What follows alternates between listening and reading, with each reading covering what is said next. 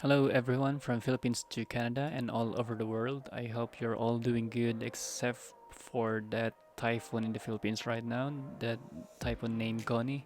I hope you guys are resilient enough to recover again soon. Anyway, so last week I have shared to you on what happened in our first 6 months in Canada, how we got our first job, and how we adapted to the new culture. In this video, I wanted to share to you about our timeline of achievements in our first 5 years since we arrived in Canada from scratch.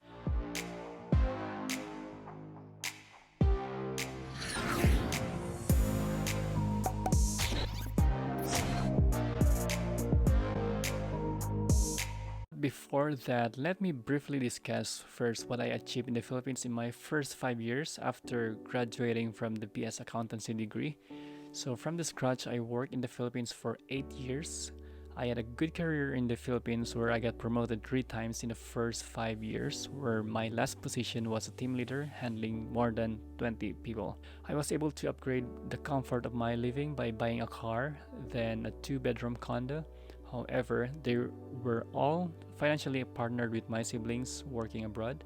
So I actually just a co-owner of these assets, even though I'm already in higher positions in the Philippines workplace. Now, when we arrive in Canada, we also start from scratch.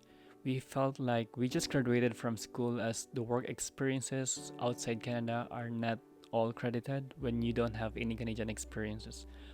So this would give us a good comparison of what the two countries can offer in terms of our living and working.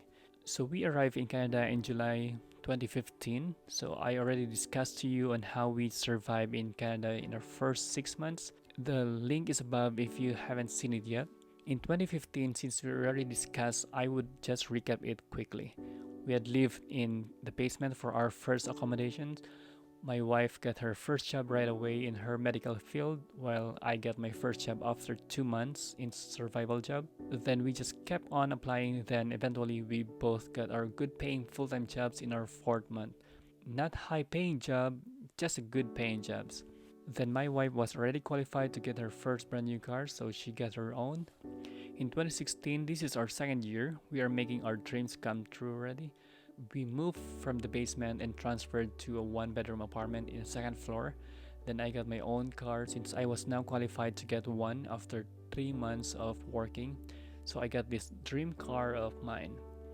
We traveled to Calgary to visit our friends and to see the Canadian Rockies. I had my LASIK eye surgery because my company covers part of it. And then, since our apartment is near the airport, I get convinced to experience my first flight since that was my dream job before, to be a pilot. In 2017, this is our third year and this is our part 2 of making our dreams come true.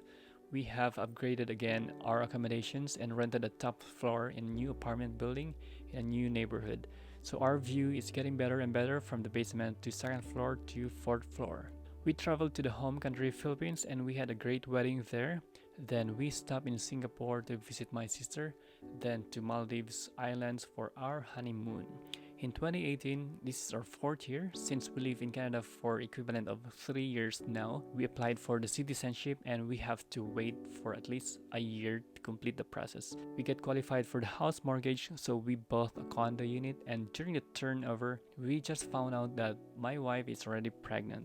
We traveled to California to visit my sister and we went to LA, San Francisco, and Malibu Beach. Since my wife is pregnant on our first baby, here comes the future dad preparing for his family car. I just got matured and exchanged my sports car to SUV. In 2019, this is our 5th year in Canada. Our baby was born. The responsibility of parenthood just started.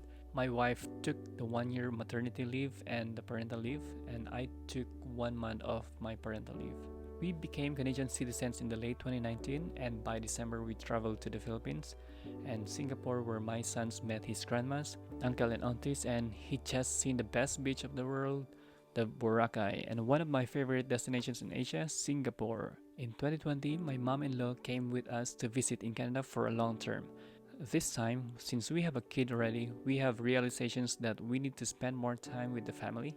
So instead of having 2 jobs to pay for our higher cost of living, we have downsized as much as we can. We sold our very first brand new car after 4 years of her service since we have our permanent time at work and we can do our carpooling. We have downsized our phone plans and cut some insurances. After downsizing, we no longer need to have 2 jobs for each of us and just spend the vacant time to the family. Currently, I am doing a part-time study for my immigration practitioner diploma. I'll be graduating in the first quarter of 2021. Now, in the lesson learnings, we have just realized after staying in Canada for 5 years, if we only studied during our early years, we could have been earning higher than what we are now.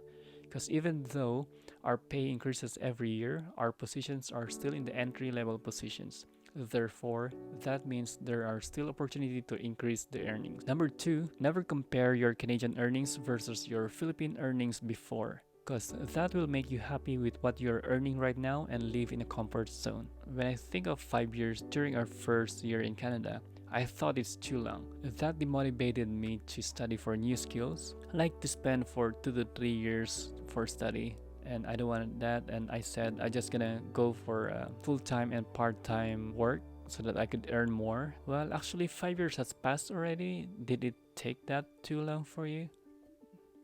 Not for me. Not for me. I'd like to say, for my conclusion of comparison, we only have one life, and indeed the grass is greener on the other side of the planet. Thanks guys for watching this series of my introduction, which is this one is the last part of it. By the way, a special mention to thank my mom-in-law Elisa for always sharing and referring my videos to her family and friends, and to Bobby, a good friend of mine who I met when I worked at Walmart, who is always there to watch, like, and give a comment to all of my videos. Thanks to all of my subscribers who keep on watching my videos, and to those who just recently subscribed to my channel. Thank you, thank you. That really motivates me to create more informative videos like this. And if this is your first time watching my video, please consider subscribing to my YouTube channel, as I upload informative videos every weekend. I hope in the Philippines they would recover really soon. I know Filipinos are used to that challenges, so I came from the island of Catanduanes where the storm really hit us every month or two, so we are used to that. Go recover soon, especially in Catanduanes. Thanks again guys for watching my video, and see you all next week.